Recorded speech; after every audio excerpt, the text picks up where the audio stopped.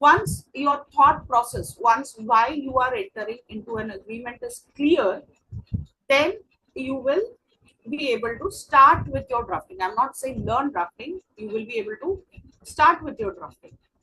So when we used to do legal drafting, in the initial years, it was a big challenge for us also. One thing my senior told me to do is write down why are you, drafting this agreement. What exactly is the purpose? What does your client want? Does he want a relief? Is he drafting it because of ABC insecurities? Is he drafting because of so and so purpose? Whatever is your purpose with respect to the agreement, write it down. Okay. Before you even start drafting legally, we used to have our notes which we used to carry during meetings. Why is the and there were a few questions that we used to ask the client. Why are they entering into an agreement? One. Second, what does party A want? Party A, the history of party A is so and so. He's a company, she's a company. Okay, it's a company. How are they representing? And who is representing party A? So party A is represented by its director or its shareholder or whoever it is. And these are the documents which are supporting. So it will be most probably a board resolution. Board resolution is there. When was the board meeting passed? So when you are a lawyer, as I said, it is important that you also check into such small nuances. You cannot just mention a random board resolution and say that there was so and so board resolution in which person, according to which so and so person was appointed. Understand, pay attention to details and check which board resolution. Now you cannot appoint, you don't need to have a special board meeting or a special board resolution to appoint an individual. You can even do it in your monthly meetings. Okay. So when you are drafting, because board resolutions and all, honestly, no company maintains. 99% of the times we backdate them and put it because proof to lagta hai at the end of the day. So this is what happens, a little bit of jugaad here and there, but then that's fine. As long as things are not harming someone, it's perfectly all right. Okay. So we put in the date that on so and so date there was a board meeting, and then this was the resolution, and so person was allowed to be appointed. Who are you going to appoint to represent? Okay, right now it may seem a very irrelevant point, but certainly when you practically apply, it turns out to be a very important and relevant point. So what had happened is, a company, they had appointed one of their employees, and negotiating a contract, drafting a contract takes a long duration. Okay, especially whenever it is a high value duration. Midway, the employee quit. The company did not bother to inform us that so and so Mr. in whose name we have, and we were very close to uh, closing the agreement and registering, because we never saw that person. Soon he turned out to be an ex-employee, and they wanted us to have that person as a signatory. It took, to say it's just a small line which we changed. We had to just redo the whole board resolution again, redo again the minutes of the meetings, keep the documentation. It was a tedious process, but as lawyers, it is your duty to ensure that only a person who is presently an employee or holds a board position, only in their name you can have a, what do you say, you can have a document, you can have a board resolution authorizing them. The first thing, as I said, you have to know who are the parties to an agreement. So that used to be our first homework. Who are the parties? As I said, company represented by so and so. If the company has documentation, okay. Otherwise, create documentation. Sometimes while drafting, we also ended up creating a lot of paper trail. Now, second is the definition clause. Now, this definition clause is not very important, but most of the times we most of the times when we draft large agreements like shareholders agreement and all, we use definition clause. What is the importance of definition clause? Because when it's a long agreement, we may just refer to certain terms. For example, in service agreement, I'm going to mention client may be someone who is an individual or entity who is at the receiving series of this particular agreement.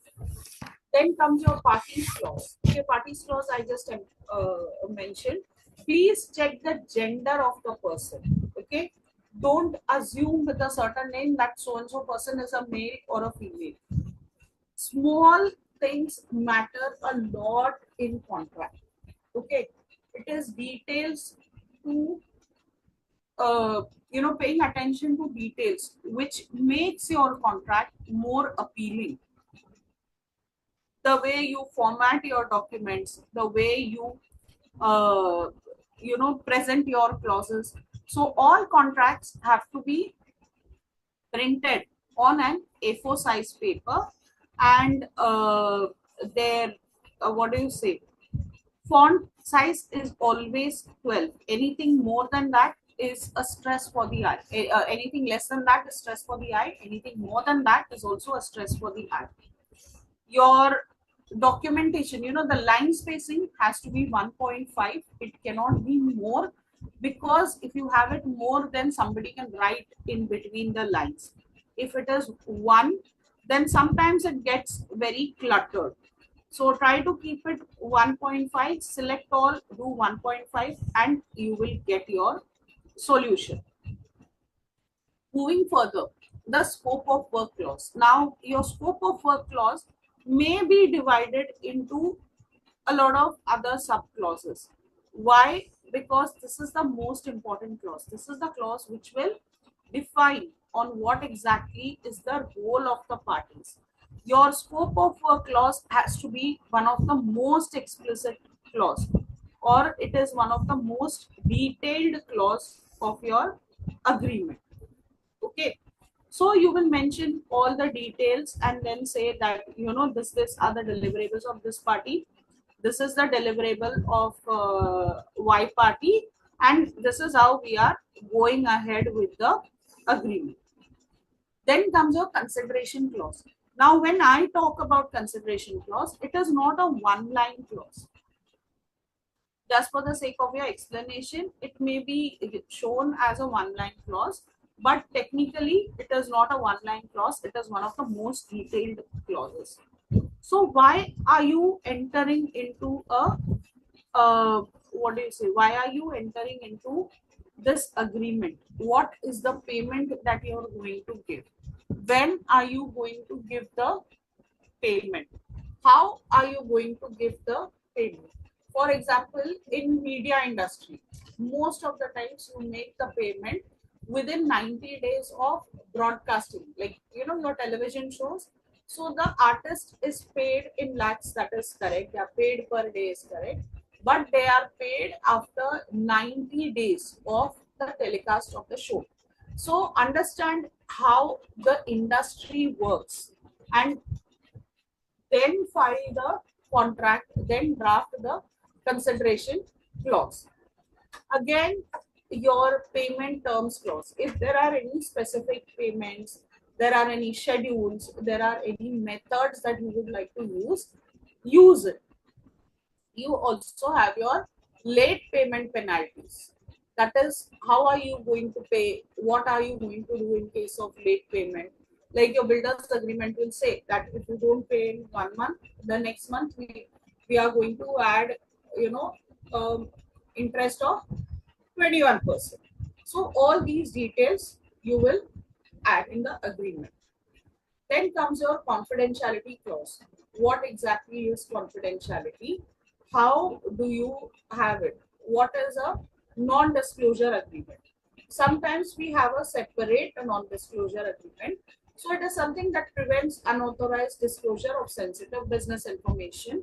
Implication, that is breach of an NDA, will cause legal action. One more thing, as future lawyers or in-house legal counsel, you need to understand is your role, especially when you're starting out, is also to explain the purpose of these agreements or these clauses to your employees. Now, an employee is just going to sign the document superficially. He doesn't understand what is a confidentiality clause. He doesn't understand what is an IPR clause. He doesn't understand what is an indemnity clause.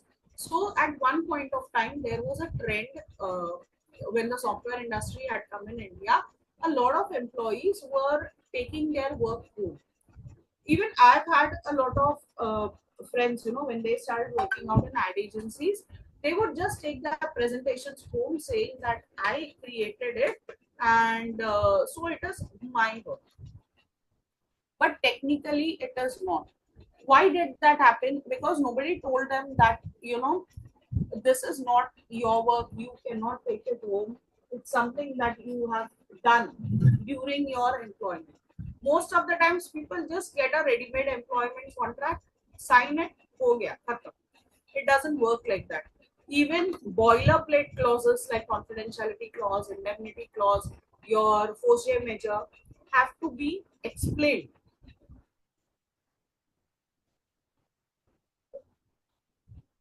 to the client.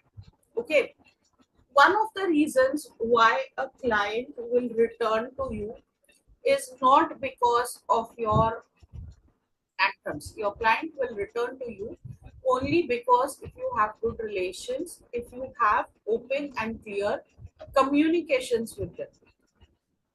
If you're not going to explain the purpose of why your client is signing on a certain dotted line and just ignore him saying that, it's none of your business, I will check into it, then it doesn't work. Then you're losing a client forever.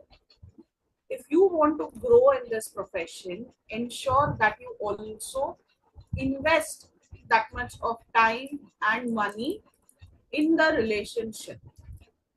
Okay. Now you have to explain them.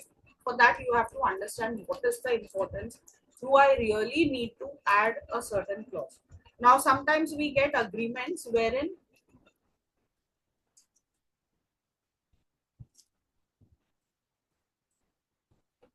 irrelevant clauses are added. That is, they just randomly copy paste the clause from the internet and just add them. That is not done. That's a very bad drafting to begin with. Check whether your client requires this clause. Clauses that we use in a shareholders agreement and clauses that we will use for share purchasing agreement, clauses that we will use in share swap agreement are entirely different. The purpose of all three is different. The nature of business of all three is different. So how do you have clauses that are same? We may have the same boilerplate clauses, but those are also modified or customized sometimes. As a lawyer, don't blindly draft the contracts, understand them, and most importantly, explain them to your student. Okay, explain them to your clients. Okay, not students or clients. Indemnity, again, section 124 of the Contract Act helps you with indemnity. It basically protects one financial a party from a financial loss due to other parties' actions. The indemnifier, they must compensate for any loss arising from the contract. That is, if party B, they delay in giving me the raw materials, because they delayed in giving me the raw materials, my production has delayed, and therefore because of that I am suffering a huge loss. My market is not my product is not going out in the market. In that case, party A has to compensate me. What is this compensation? How much is this compensation? All these details are mentioned in the indemnity clause. Draft your indemnity clause wisely. Okay, don't randomly pick up an agreement. 99% of the contracts that I've seen till now have ridiculous indemnity clauses because people don't check when they are, drafting an agreement. They just copy paste the same clause everywhere. As I said, not everywhere you need an indemnity clause. It is an option, not a rule. And even if you are adding, ensure to customize the same. Okay. Then comes your termination clause. What exactly is a termination clause? Some things go sour. Maybe I stopped manufacturing the product using raw material from party A. So my agreement has to be terminated. How am I going to terminate? Okay. So there are specific conditions under which the contract can be ended by either of the party. One is when it is no longer you can perform the party. All your details are given. Second, it will tell you what is the notice period, what are the refund policies, what are the exit procedures. Okay. For example, a consulting contract, it will say that either party will terminate this contract by giving 30 days written notice. You have a case law only for your reference. Okay. Moving further, when you talk about your notice periods, keep a standard notice period. Don't file something very ridiculous saying you need a 6 months notice period. For example, one thing that is going on in the market, the 90-day notice period. Is it a rule? No. Employee termination case, there is no law which says that you need to give 90-day notice period. So why is it a 90-day notice period? Because our lawyers were least bothered to rephrase it. 90-day notice period is nothing but a harassment.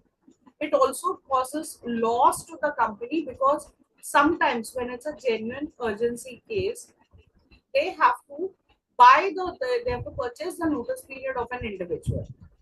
Okay.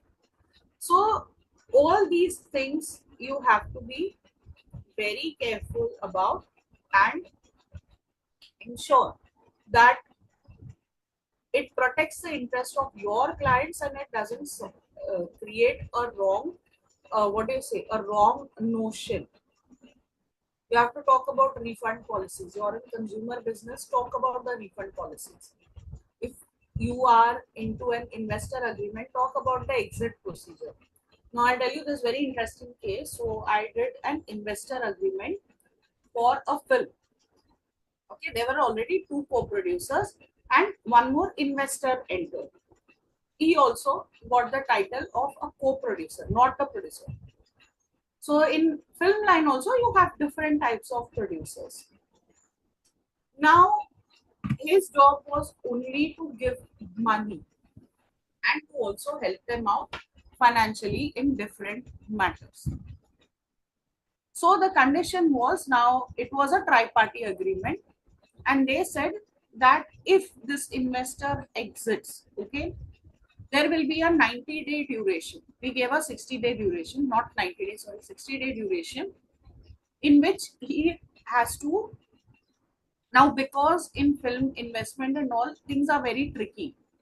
You don't know when the results will come. You don't know when the film is going to be completed. What is the reaction going to be when it is going to be released and all. So you ignore it. So you can't be. It's more like a contingent contract. So what we drafted in that is that if the investor wants to exit, one, he won't get back his entire money. But when the movie is released, whatever is the X percentage of profit that was agreed, it will be reduced on so and so percentage. And during that time, we will again sit and renegotiate depending on the amount of investment that was made. One watertight clause we put in there was, now because he's an investor, he was already used to, he already knew all the in and out of the movie. That is, he knew who are the actors, who are the script writers, etc. So if he walks out midway, the investor, that is if he exits midway the making of the movie, then in that case you have to file for a, then he cannot, uh, even if the movie is shelved, he cannot create a story of similar lines with anyone else. Whereas if the other two producers would exit, they could, continue the movie by getting in a new co-producer. So this was one of the crucial exit procedures that we had. So we spoke to him, and this was something that happens in the industry.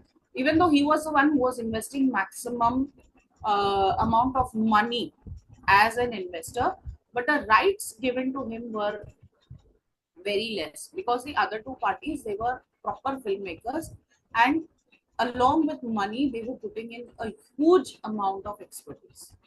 Okay, so the exit procedure in a same document was different for different individuals. So you can have exit procedures which are different for different individuals, if it's a tri-party agreement or even a, two-party agreement, but ensure that you have to make it much in detail depending on the requirement of your client. Then comes your force majeure clause. What exactly is the purpose? Now it protects parties from liability if there are unforeseen circumstances. Your contracts are either suspended or renegotiated under such circumstances. Now, sometimes it happens like suddenly during Operation Sindhu, certain regions had to shut down their business, or they had to work on uh, minimal staff. Now, in that case, it is not possible to give your 100% deliverables. They are either suspended or they are renegotiated. Okay, so neither parties, they are liable. Nobody is held liable in case of force majeure. Something is an act of God. Something, there is a war going on in a country, so you can't say that you give me X percentage of, uh, you know, X percentage of my raw material right now. There was a huge cement shortage a few years ago. There was a huge cement shortage due to which a lot of building constructions were delayed. That is a type of force majeure. Because of the law, the cement, there was a huge scarcity of cement, and therefore the uh, construction had to be delayed. Then comes your dispute resolution clause. What exactly is your dispute resolution? That is, it defines how legal disputes are going to be handled. Whether in case of disputes, are you going for litigation, are you going for arbitration, mediation, etc. Then comes your governing law and jurisdiction. Under which law? Now, this is very important when you are drafting a contract for a multinational company, or you are drafting a contract for one company which is Indian, one company which is foreign. Okay, most of the time in commercial contract you have to mention which state laws apply. Now, when you are drafting a contract, like for a shipping company, we had done for a shipping company a contract. It was an insurance agreement that we had drafted. When you are in high seas, you are in international water. So, which law is going to apply over there when you are talking about maritime law? After a certain nautical mile, you are in international waters and you can't do anything.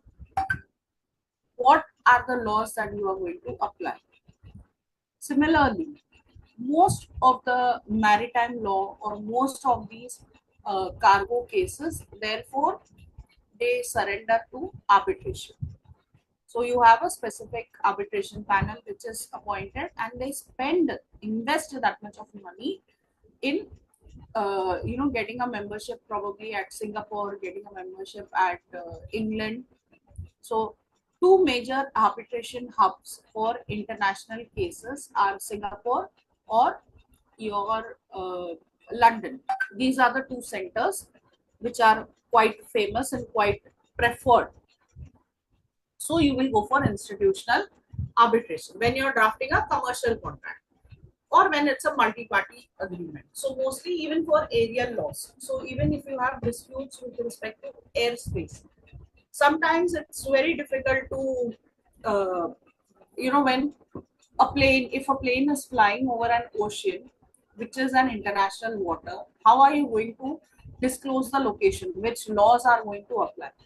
Generally, what it says is about whichever country, there are two options. One, the country wherein the plane is registered, okay, the airlines is registered, either those laws will apply, or second, wherever the plane was flying, in whichever jurisdiction it was, those laws are going to apply. So most of the times when you talk about maritime law, when you talk about airspace and all, we have an option for arbitration, which is already given. Then in case of your space research and space debris, you have your arbitration law.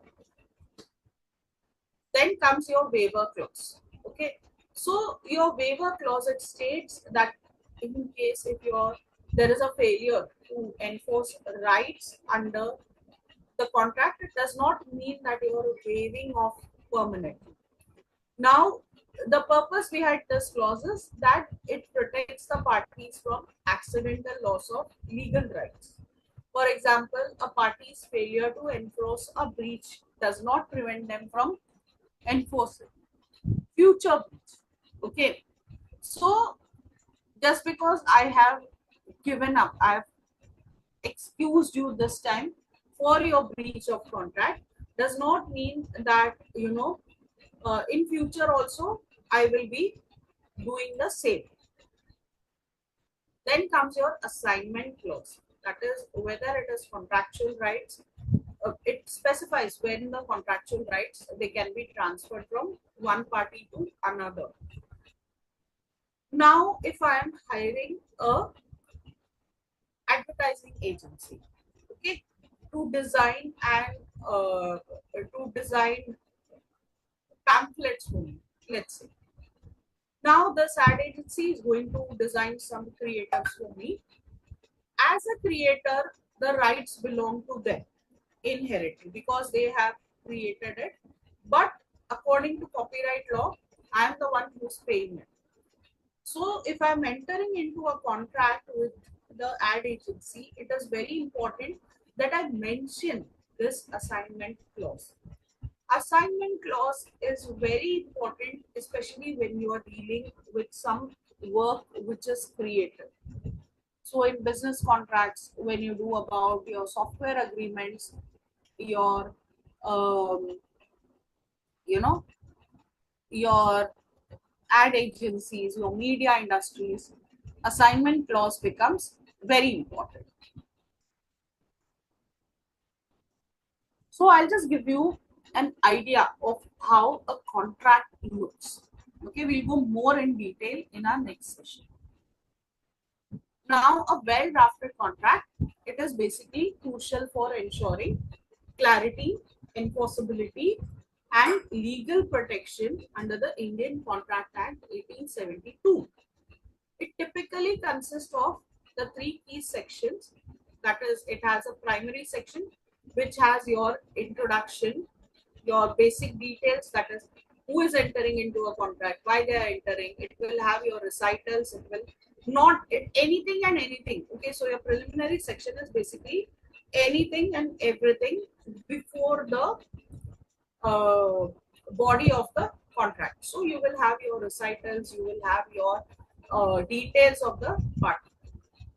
Then comes your operative section. That is where you are going to mention what exactly are the core obligations of the parties, what happens in case if these obligations are not followed. Then comes your general provisions. It covers all the legal formalities, your dispute resolution, how, as I said, your indemnity, your what is that thing? Yeah, your indemnity, governing law. You talk about your all the other clauses, okay, your complete agreement, waiver, doctrine of severability. So we also have a severability clause which says that, tomorrow if it becomes illegal, any certain clauses held to be illegal, all the pending clauses will still be applicable. Okay, your confidentiality clause, IPR, they are all boilerplate clauses.